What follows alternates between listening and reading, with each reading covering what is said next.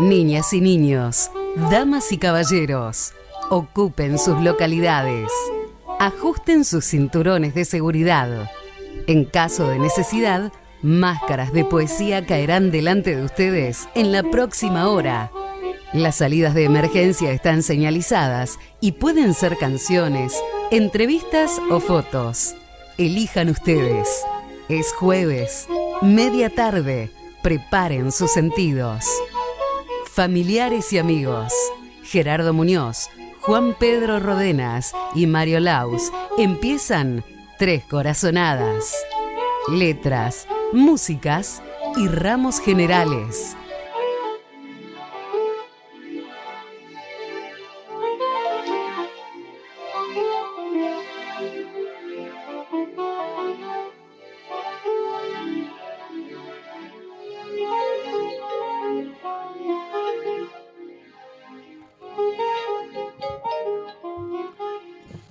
Uno. Dos. Tres Corazonadas, sesión número 9, último jueves de septiembre. En uno de sus libros de jazz, nuestro invitado de hoy cita a Julio Cortázar, quien aúna letras y música. Dice Julio que la escritura, que no tiene un ritmo sintáctico, una puntuación, carece de swing. Manuel Vincent, en el diario El País de España, escribió que el swing es un don del alma, cuya gracia no se adquiere a ningún precio, se tiene o no se tiene. Algunos placeres tienen swing, otros no. La melancolía tiene swing. ¿Y nosotros? ¿Qué cosas nos ponen en movimiento? ¿Qué música le pone swing a nuestros días? Mis hijas, tus hijos, nuestros hijos serán Daniel Salzano, poeta cordobés, Juan Carlos Baglietto, cantante rosarino de su disco Modelo para Armar, citado también en Gente con Swing, volumen 2 de nuestro invitado de hoy, que es nada más y nada menos que Horacio Vargas. Tiene su propio planeta, como siempre decimos a nuestros invitados. Es periodista, es escritor, es productor discográfico. Es jefe de redacción del diario Rosario 12, que ayer estuvo cumpliendo 32 años desde que está saliendo. Empieza su año número 33. Es director fundador de la revista Barullo, que cumplió 3 años. Tiene publicado libros como Desde el Rosario, Mi obra maestra, biografías de Roberto Fontana Rosa y Fito Páez. Es compilador de textos sobre jazz, con 2 libros titulados Gente con Swing, y un reciente libro sobre la trova rosarina y el 40 aniversario de la misma, que lleva por título Las cosas tienen movimiento. Dirige el sello discográfico independiente Blue Art, que cumple o que ha cumplido 20 años, con más de 100 títulos editados. Es además conductor actualmente de un programa en Santa Fe Canal. El programa se llama La Conversación. Un verdadero planeta y muchas cosas más que iremos descubriendo a lo largo de esta hora. Gracias, Horacio, por acompañarnos. ¿Cómo estás? Hola, ¿qué tal? Gracias por la invitación. Solamente quiero confesar algo. Yo quería ser jugador de fútbol, fundamentalmente. Era como el señor Feldman, que en Barullo dijo que quería ser comentarista deportivo. Por ejemplo, son nuestros oficios ocultos y nunca resueltos. Y en tu barrio natal, Sí. digamos así, que está ubicado... Mi barrio natal es Barrio Sarmiento, zona norte. Entre Arroyito y La Florida, por ahí Claro, más o menos. sí, calle Valentín Gómez. Valentín Gómez. Yo nací en una calle donde Valentín Gómez fue, fíjate vos qué paradoja, ¿no? Fue el escribano de la Revolución de Mayo. Wow. Así que ya ahí arranqué Eso ya designaba a las cosas que tenía que escribir a Lo descubrí futuro. un poco tarde, pero bueno.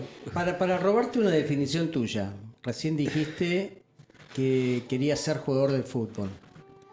Y como cuando definiste la revista Risario dijiste, ser rosarino es un chiste del destino. ¿Ser periodista es un chiste del destino? Y es un chiste del destino, es una fragilidad, es un golpe en la cabeza. Yo llevo 32 años en Rosario 12, más los primeros 3 años como corresponsal de Página 12, así ya son 35 años. Empecé en Risario, es una gran revista donde nos formamos muchísimos, una gran escuela, digamos.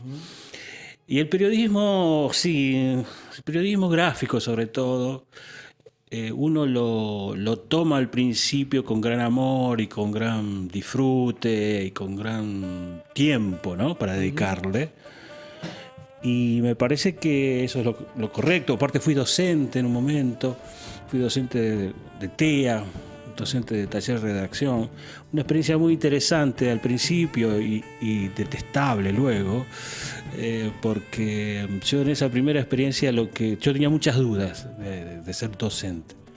Pero encontré unos grupos de estudiantes fantásticos que tenían lo que para mí es muy importante, deseo de trabajar, tener curiosidad, tener una mirada, y eso a mí me permitió trabajar muy bien, y de hecho han salido muchísimos de esos chicos, hoy están trabajando. Te hago una aclaración, nosotros no somos periodistas y como chistes del destino somos abogados haciendo entrevistas.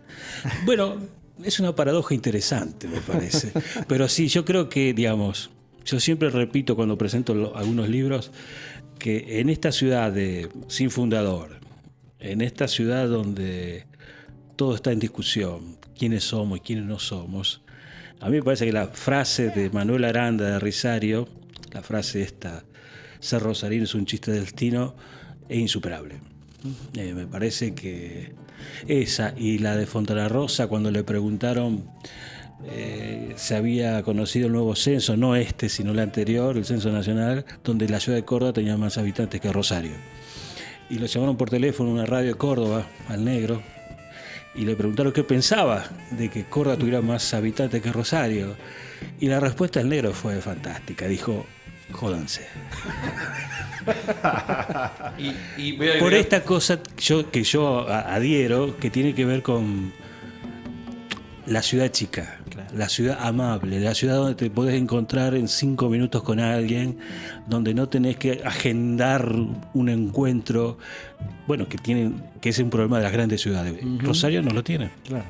Ese era un tema que justamente cuando hablamos con Reinaldo Sietecase, él hacía referencia a esa característica de Rosario, siendo una ciudad de 1,5 millones de habitantes. Sietecase me roba las ideas. Te roba las ideas. Lo que pasa es que salió antes en la radio, entonces ahí se apropió de la idea. Es un problema temporal. Viste, en derecho dice primero en el tiempo, preferido en el derecho. El tipo salió en el segundo programa en septiembre y sacó. ¿Quién nos roba alguna idea alguna vez? Viste cómo es, somos Salieri. Sí, por supuesto. No existe la originalidad, ya lo decía Borges. Claro. No hay originalidad. Y una tercera frase que me la contó Nevia, que decía Antonio Agri, el violinista, dice que el rosarino es el mejor amigo del hombre. Decía, entonces, bueno, en esta frase de la rosarinidad. Sí, yo soy un defensor a ultranza de la rosarinidad, que no merece explicarse, me parece, ¿no? Tiene que ver con, bueno, en el caso mío, con toda una producción que apunta a eso, ya sea con la revista, con los discos, con el diario, con la información, con el periodismo, digamos. Hemos carecido durante mucho tiempo ese color local. Y quiero hacer una pregunta que tiene que ver con esto de lo rosarino. En el ámbito de la literatura hay un concepto que dice que las revistas literarias no duran más de dos números. Y ya llevamos 3 años de Barulo. Y estamos en el 4. Y ya entramos, claro. Sí. Bueno, y aparte con todos los problemas objetivos que hubo, nosotros durante 2 años tuvimos que hacer la revista en pandemia, donde no había imprentas, porque estaban cerradas, donde no había contacto con los agentes de la redacción. Pero bueno, me parece que tiene que ver también con esto de poner energía en un proyecto en el cual uno cree, ¿no? Básicamente. Y funcionó. La revista anda muy bien. Tenemos esta posibilidad de que desde la web que tenemos, que es barullo.com.ar, las notas se suben con un tiempo, digamos, posterior a su publicación en papel, Y tiene, bueno, y llega a todos lados, entonces eso es fantástico. Y mucha gente se reencuentra con las historias, gente que vive en otro país, ¿no? Rosarinos en otro país. Y eso también está bueno. Y la pudimos sostener, que era lo más difícil. Y se le da potencia a la crónica, Sí, sí. más sí. que a la noticia. Entonces uno va descubriendo las historias de la ciudad. Esa es la clave de la revista. Y además, yo creo que con el paso del tiempo esa revista se va a convertir en una revista de historia de la ciudad. Claramente. Pero sí, básicamente es una revista de crónicas y donde además demostramos que hay buenos periodistas, hombres y mujeres, que puedan escribir esas crónicas de color sobre distintos hechos que nos trae la memoria, ¿no? Y volviendo a la década del 80, que tiene muchos puntos en común, década del 80, maravilloso. Malvinas, Risario, era otro país, otro mundo. Mira, yo ahora estoy reescribiendo la biografía de Fito, del cual fui muy amigo en la década del 80, en la gloriosa década del 80, lo conocí en 1980.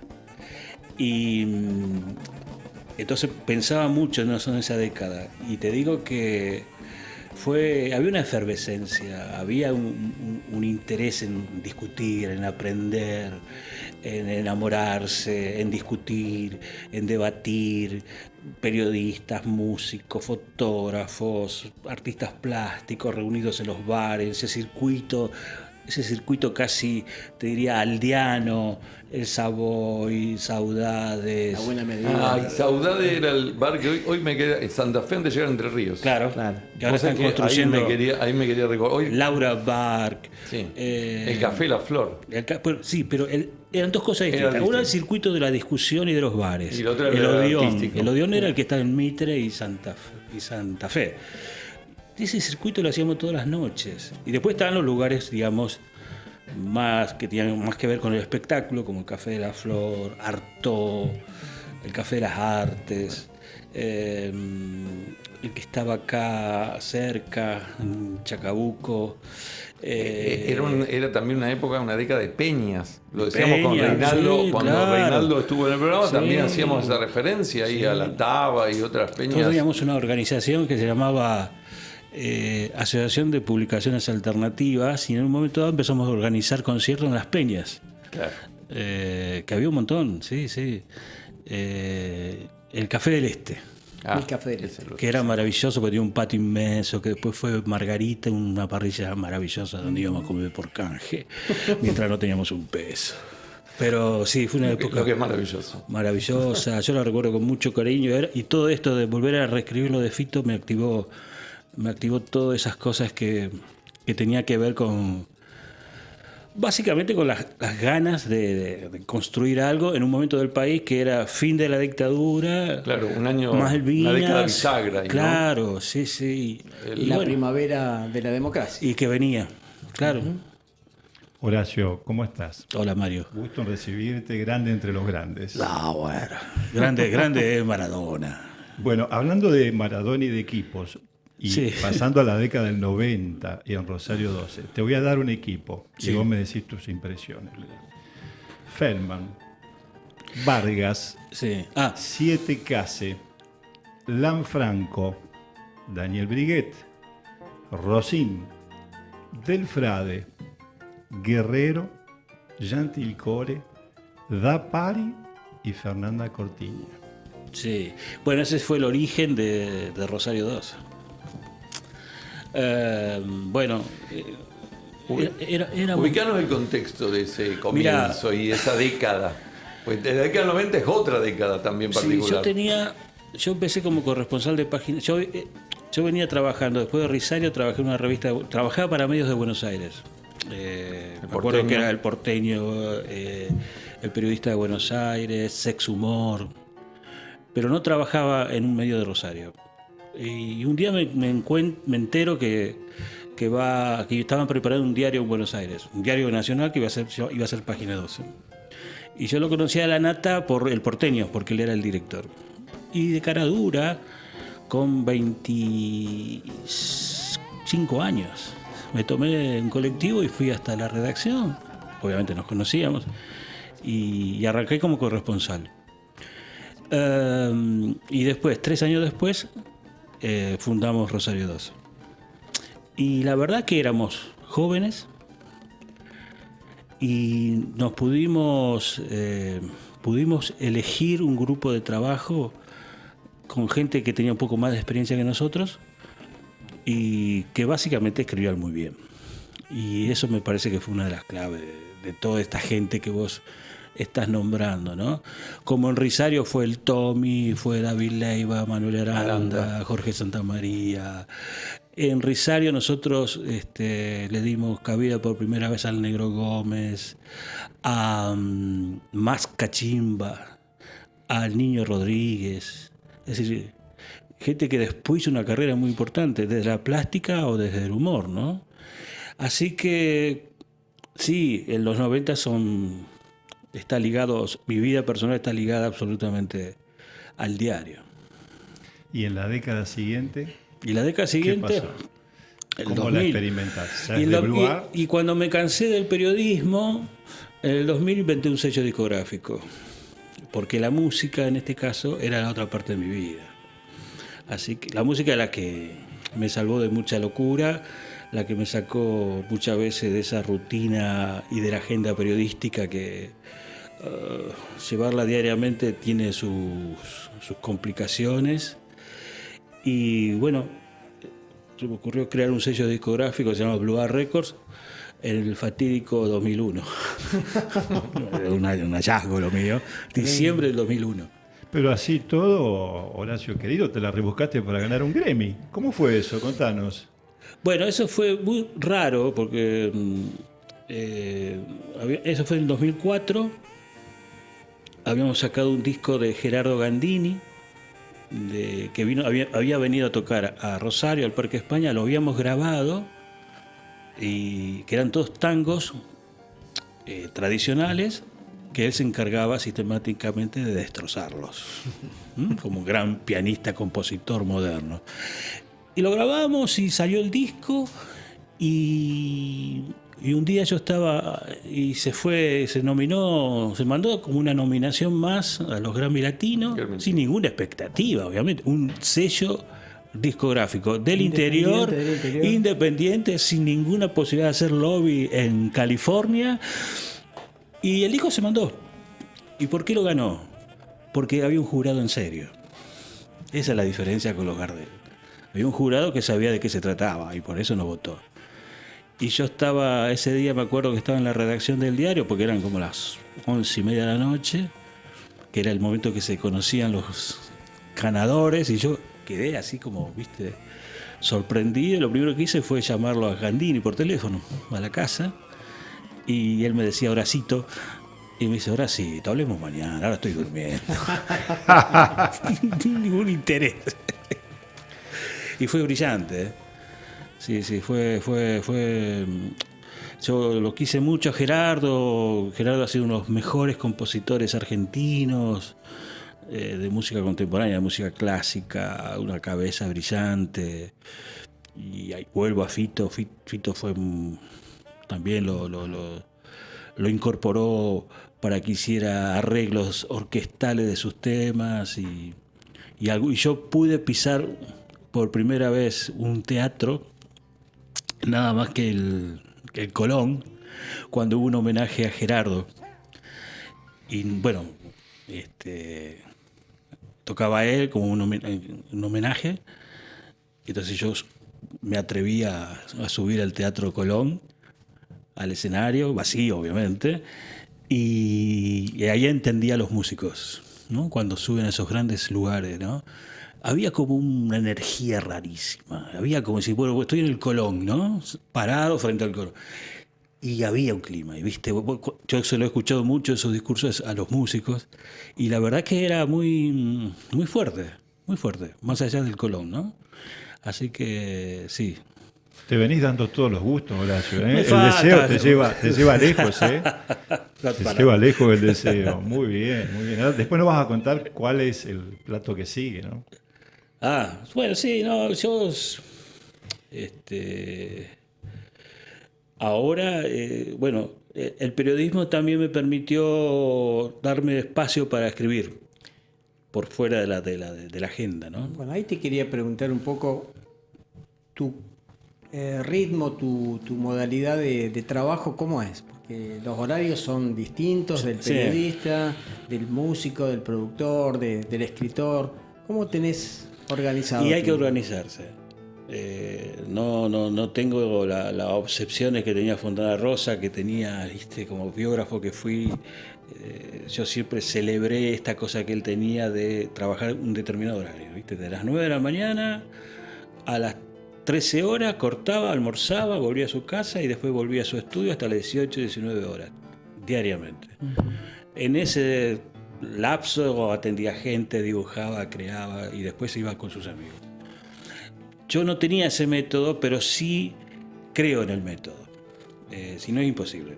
Entonces, en pandemia me organicé para escribir el libro del japonés Miyamoto, que es mi obra maestra. Que me salvó, te digo. Como nos salvó a todos la pandemia a la hora de pensar en hacer cosas en ese encierro, ¿no? Y funcionó, la verdad que funcionó. Pero básicamente me organizo más por las mañanas. Y ahora, con el paso del tiempo, he logrado armar una estructura en la redacción del diario que me aleja un poco me da más tiempo para mí, digamos. Bien. Y el resto de los editores cumplen con su trabajo sin depender de mí. Cosa que eso lleva un tiempo, obviamente. Al principio no era así. Cuando arrancó Rosario 12 yo no tenía vida social. Yo estaba las 24 horas pensando en ese diario. Yo escuchaba radio a las 6 de la mañana. Cosa que vos decías ahora yo no puedo escuchar radio, ¿ves? ¿A quién escuchabas? ¿A Suriani? ¿A Monti? Y Monti, y a la mañana creo que estaba, en el ET3 creo que estaba el Bigote Acosta, con un programa de la mañana temprano, de 6 de la mañana. Aclaremos que eran AM todo eso. Todo AM, sí. La gente perdió a veces la noción de la radio de amplitud modulada que vivimos en esa década y en ese tiempo, ¿no? Sí, yo hice un programa en la primera FM de Rosario, que fue FM3 creo que se llamaba. Claro, sí. De LT3. Sí. Ahí hice un programa que se llamaba, no sé si iba los sábados o los domingos, Principio de la Democracia, que se llamaba Prohibido Prohibir. Y no sé, era un estudio que entraban 2 personas, pero entraban 50 y todos hablaban, discutían y se hacían barbaridades. Ese fue el primer programa que hice de radio.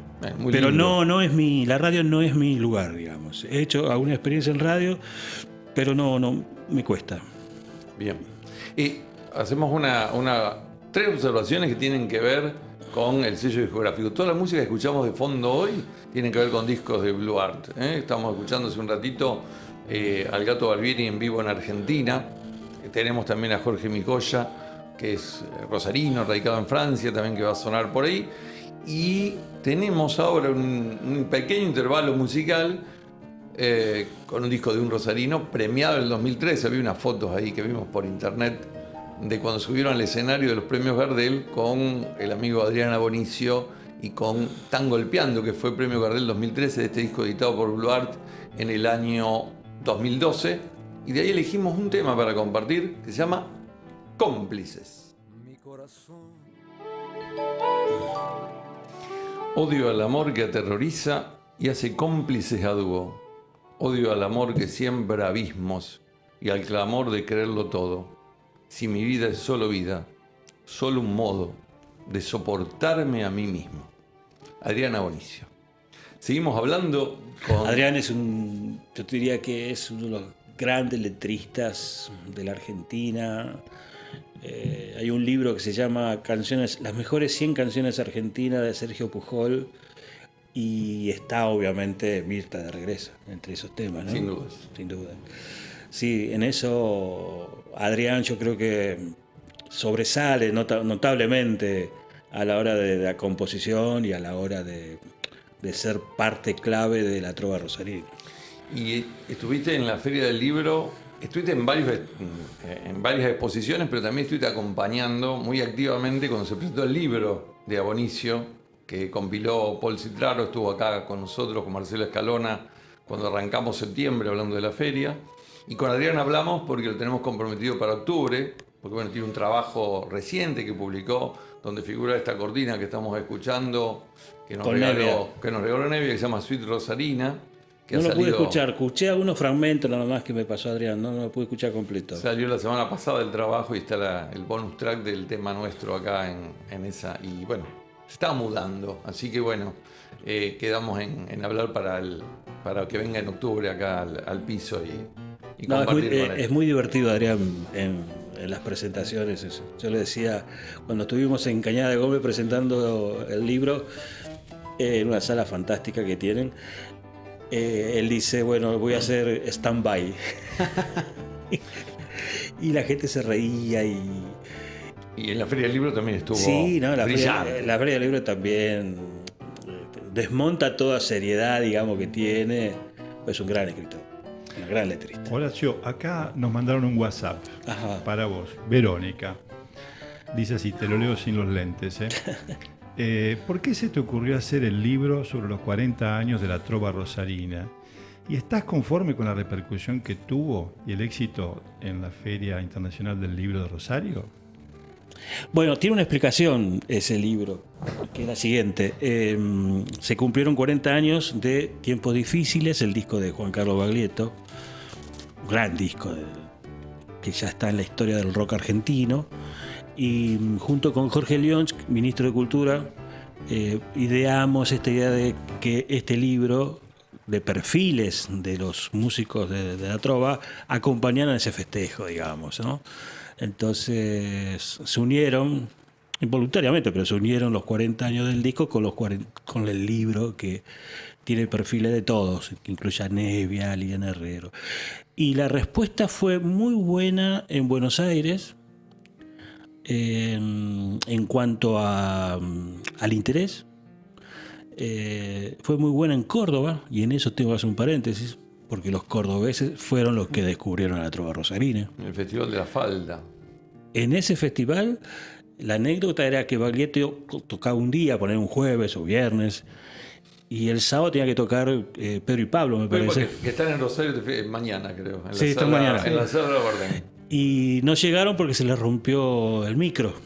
Entonces le pidieron a Baglietto que volviera a cantar un par de temas, que es los que ya habían y tenían ensayado. Y uno de ellos era Mirta. Y la gente, al segundo día de presentarlo, ya lo sabía, ya sabía la letra. Así que en eso los cordobeses me merecen el mayor de los respetos. Ellos descubrieron la trova rosarina antes que nosotros. Ahí no vale la respuesta de Fontana Rosa. No. Ahí no. Nos ganaron. Nos ganaron y muy bien. Pero sí, bueno, todo libro tiene ese misterio, ¿no? Su repercusión, cómo va a ser. Pero sí, en general la respuesta ha sido muy buena. Y poder presentarlo en la Feria del Libro de Buenos Aires, de Rosario, poder presentarlo en ciudades del interior, que te da otro registro. Por ejemplo, yo descubrí en Mendoza, en San Juan, en Cañada de Gómez, incluso, periodistas de rock que han escrito libros sobre la historia del rock de San Juan o de Mendoza. Va a ser una idea brillante, ¿viste? Y bueno, entonces hay como un interés en el rescate de lo local, de lo federal, y correrse de esa mirada porteña. Ahora que hablas de lo federal, me das la pauta para preguntarte por este libro de crónicas desde Rosario, donde marcás los distintos desencuentros que hemos tenido el interior con Buenos Aires, unitarios con federales. Mi pregunta inicial sobre este libro es, ¿cómo se te ocurrió? Hay tan poco material, fue muy difícil buscarlo. Sí. Básicamente ese libro tiene que ver con, se cumplían 200 años del incendio de la aldea, por parte de los porteños, por parte de Balcarce. Uh-huh.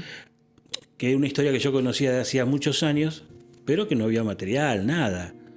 Entonces, lo que me propuse era hacer una crónica extensa con algunos elementos de la historia regional y también con que me diera margen para ficcionar.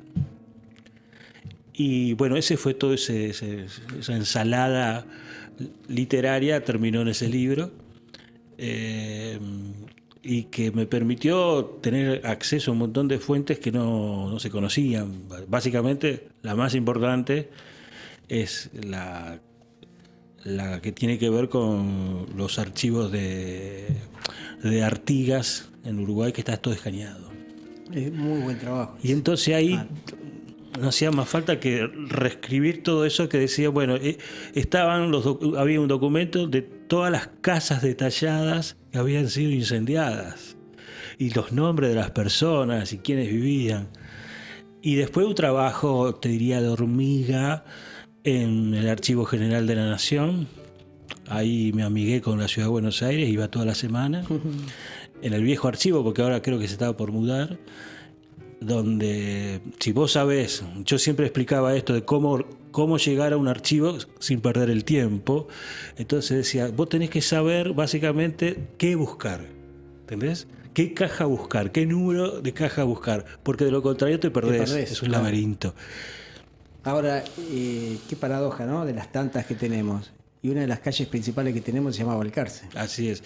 Bueno, ahí yo hace un tiempo, mientras hacía el libro, descubrí que en Facebook había un grupo que se llama, no sé si seguirá llamando, que se llamaba Cambiémosles el nombre a la calle Balcarce. Entonces me entré a ver qué pasaba, cómo era esto, y era un grupo de amigos, ahora son amigos, y fanas del libro, obviamente, que lo que se proponían era sacarle el nombre de la calle Balcarce. No ofrecían otro nombre, otra alternativa, pero explicaban por qué. Balcarce, en realidad, el apellido Balcarce remite a varios hermanos de la Revolución de Mayo. Y hubo concejales interesados por lo menos en estudiar el tema, a ver si se podía cambiar la calle o no. Y la conclusión es la siguiente.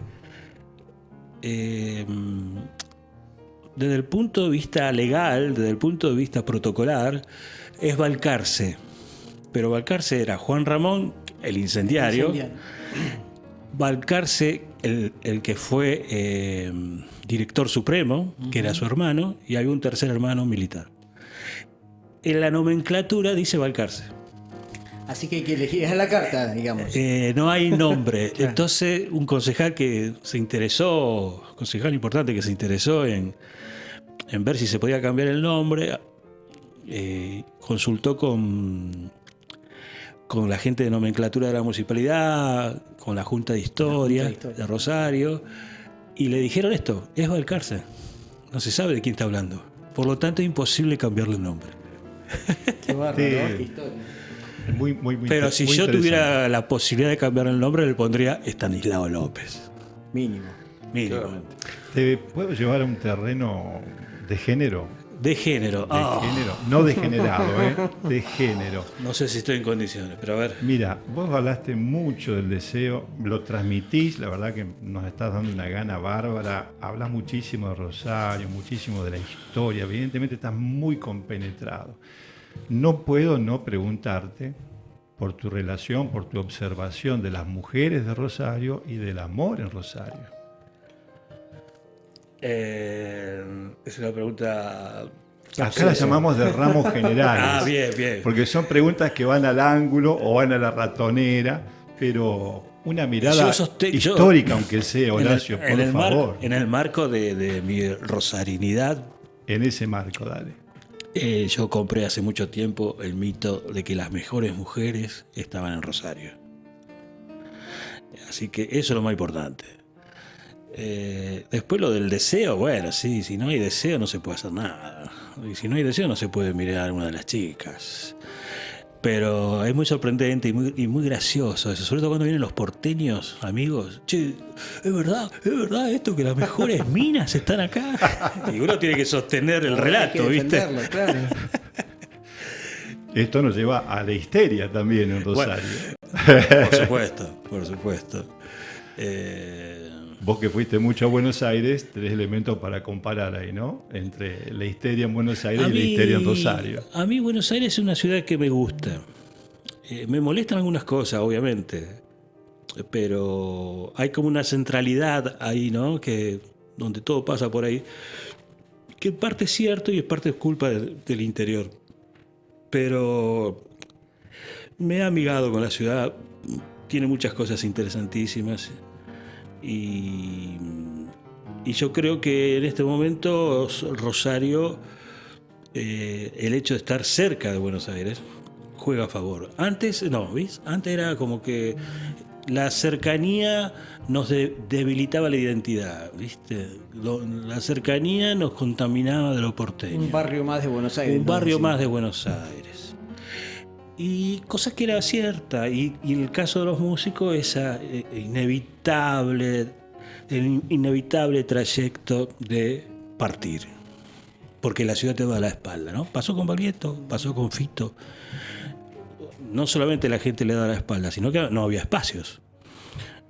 Yo me acuerdo que una vez yo estaba en Radio Nacional Rosario, en un programa de jazz que salía los domingos a la mañana. De música, mejor dicho. Y Juan estaba invitado a ese programa. Y fue musculosa porque era verano. No lo dejaron entrar. ¿Entendés? 1983, 1984. Claro, ya conocido, ya famoso. Y bueno, pero así era esa ciudad. Era una ciudad, digamos, en ese sentido también tenía sus cosas. Te propongo un juego. Dime. Si tuvieras que hacer la marca Rosario, ¿cómo la pensás y cómo saldrías a venderla? Bueno, ya hay varios. No, pero yo se lo pregunto a Vargas.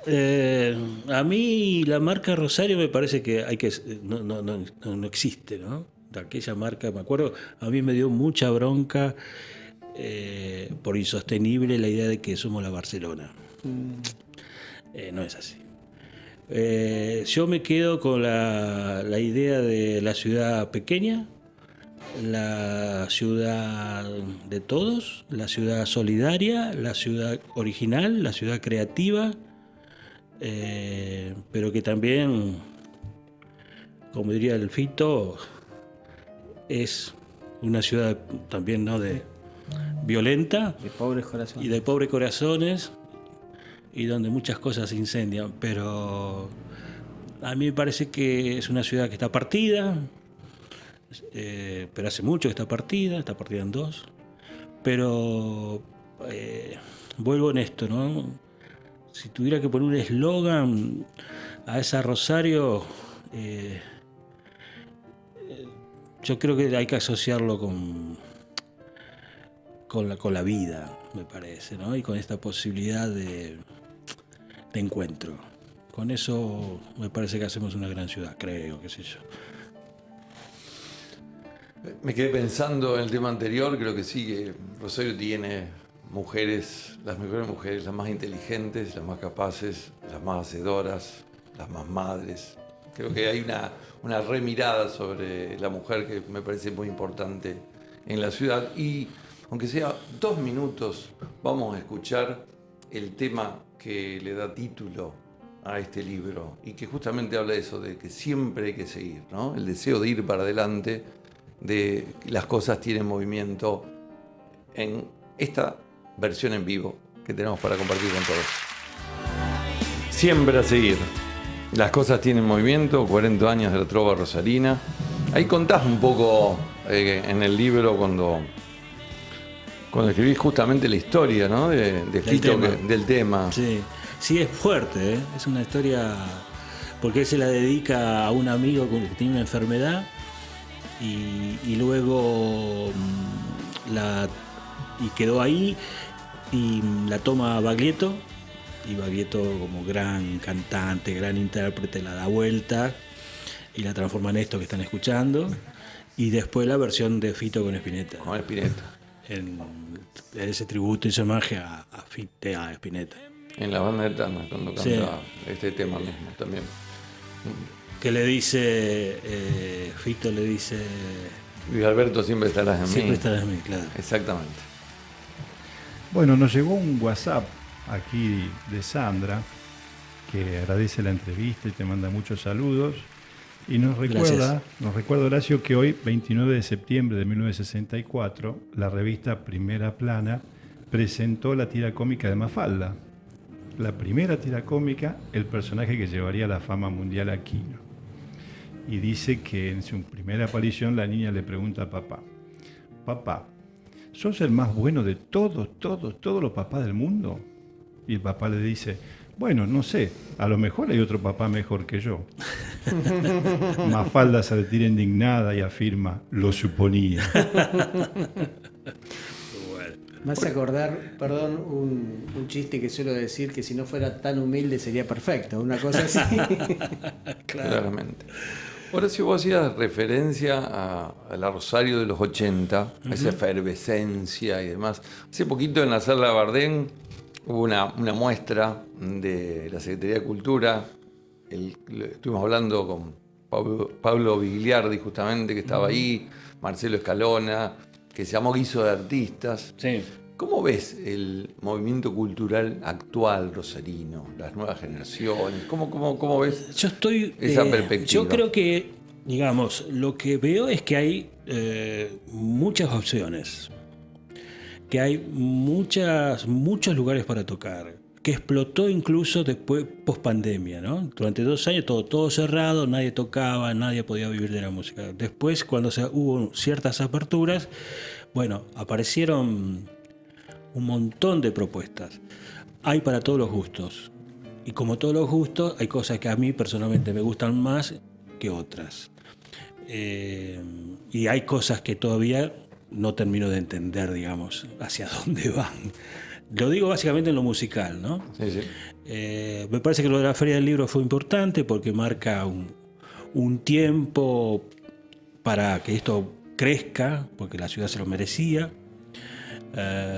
Hay editoriales pequeñas, independientes, que están publicando libros. Y desde el punto de vista de la cultura oficial, lo que hacen, digamos, lo que me parece que están haciendo, con mayor o menor medida, están apoyando a los grupos de actores, de músicos, a productores. Se apoya, eso es inocultable. 2 preguntas te voy a sacar antes de que vayamos terminando. Tiene que ver con la primera, con esta última. ¿Se ve en la ciudad un movimiento parecido al de la trova rosarina? ¿Puede haber otro movimiento parecido? Mira, yo no lo veo. Sí veo que, digamos, después de la trova rosarina vino el auge del rock pop. Y ahí te puedo nombrar a Graffiti, Fabián Gallardo, Identikit, Certamente Roma, Punto G. G. Hay un poco Por ahí Punto G se diferenciaba. Lo del Pájaro Gómez, que es otra cosa. Lo que yo veo mucho, de hace un tiempo, post-pandémico, veo muchos covers. Mucho, demasiado. Y a mí eso no me gusta, me hace un poco de ruido, digamos. Está bien como propuesta de laburo, pero digo, si vos me decís, ¿eso es una corriente? ¿Eso claro, es un estilo que se puede diferenciar? Yo no lo veo. Siempre es preferible la originalidad, ¿no? Nos puede gustar más o menos, sí, pero más bueno. Incluso más allá de los estilos, digamos. Uno tiene un estilo determinado que le gusta más que otro, pero el rock chabón, el rock adolescente, los covers de Pink Floyd, de Beatles, qué sé yo prefiero escuchar un disco. Y la segunda pregunta, la hicimos en el corte mientras escuchábamos el tema, y que tiene que ver con la musicalidad de ciertos nombres, es ¿Barulo o Barullo? A mí Barulo me suena tan horrible, tan centroamericano, que digo, bueno, en esta ciudad se dice barullo, en esta ciudad se dice canalla, en esta ciudad se dice yegua, qué sé yo, ¿viste? No existe la llave, llave, no existe la doble L.